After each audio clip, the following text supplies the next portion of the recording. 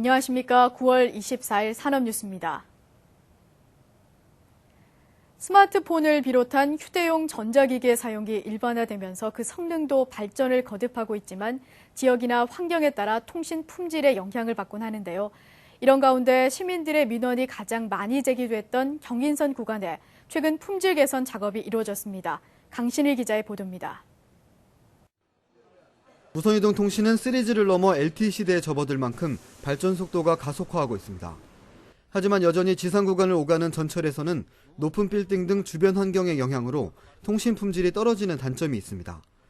실제 지난 4월 동인천역에서 신도림역까지 지상 구간을 운행하는 18개 역사 35개 구간의 3G 무선이동 통신 품질을 측정한 결과 송내역 등 7개 구간이 품질 불량 구간으로 분류됐습니다.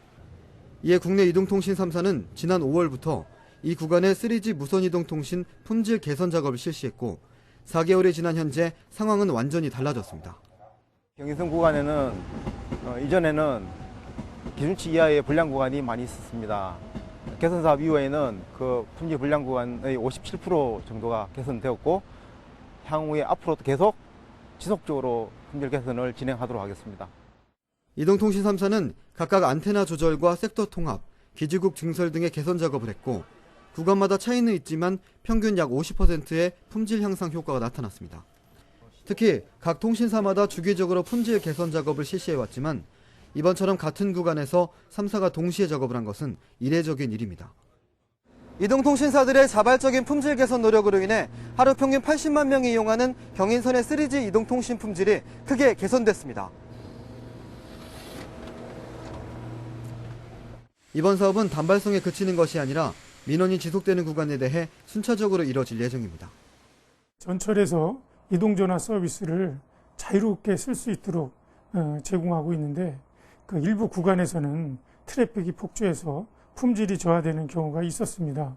이런 문제를 해결하기 위해서 이동통신 3사가 합동으로 경인선 구간의 품질을 개선해서 보다 빠르게를 지향하고 있는 무선이동통신 시장이 이제 소비자들을 위한 보다 정확하고 편리한 서비스로 초점이 맞춰지고 있습니다.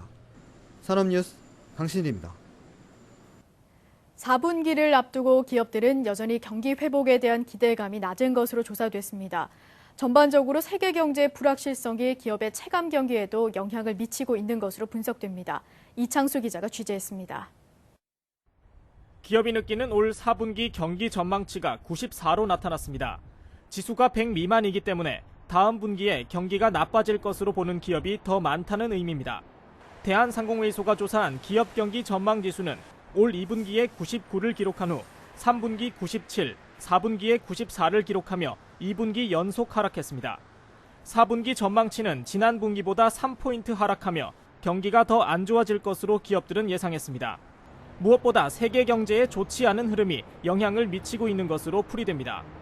미국의 양적 완화 움직임에 따라 그 신흥국 경제가 좀 흔들리고 있고요. 그리고 중국 경제가 좀 둔화가 되고 있고 또 일본의 아베노믹스에 따라서 엔저 기조가 좀 지속되면서 기업들의 경기에 대한 불안감이 좀 지속되고 있지 않나 생각하고 있습니다. 수출 기업의 경우 3분기 전망치 103에서 4분기에는 101로 하락했지만 기준치를 웃돌면서 경기 회복 기대감이 여전히 컸습니다. 반면 내수 기업은 최근의 소비 침체 등을 반영하듯 96에서 93으로 전망치가 하락했습니다. 4분기 기업 경영에 가장 큰 영향을 미칠 애로 요인으로는 기업의 30%가 자금 사정을 꼽아 불황이 지속되면서 기업의 자금 사정이 좋지 않음을 시사했습니다. 또한 환율 변동과 원자재 조달 여건, 미국, 중국, 유럽의 경제 상황 등도 애로 요인이 될 것으로 예상됐습니다. 이처럼 대내외적으로 기업 경영의 어려움이 계속되는 가운데 기업 10곳 중 7곳은 내년 하반기나 내후년 이후가 돼야 경기 회복이 이루어질 것으로 전망했습니다.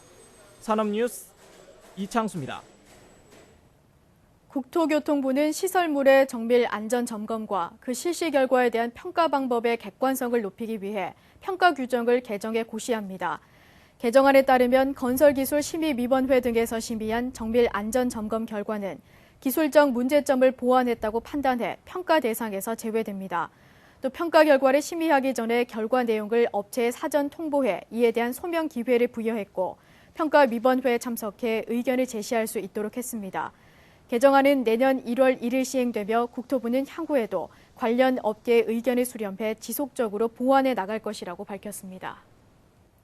중소기업청은 창업 초기 펀드가 1,000억 원 규모의 조성을 완료하고 본격적인 투자에 나선다고 밝혔습니다.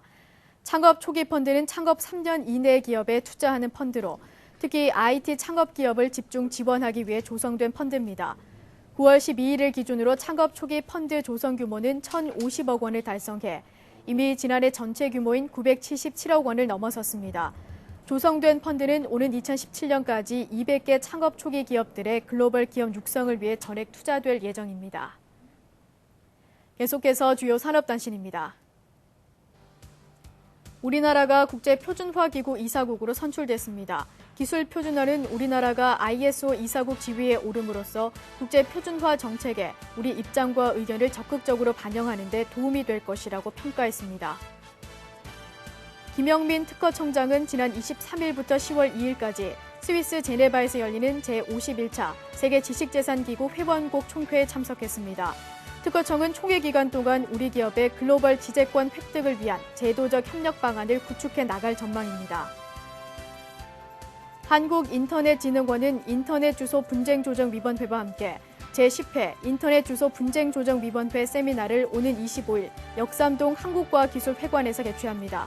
세미나에서는 국내 도메인 이름 분쟁조정 제도의 쟁점 등을 논의합니다. 미래부와 한국방송통신전파진흥원은 오는 11월 29일 전국 대학생 정보통신방송 토론대회를 개최합니다. 참가를 원하는 학생은 다음 달 31일까지 대회 블로그를 통해 참가 신청을 할 수 있습니다.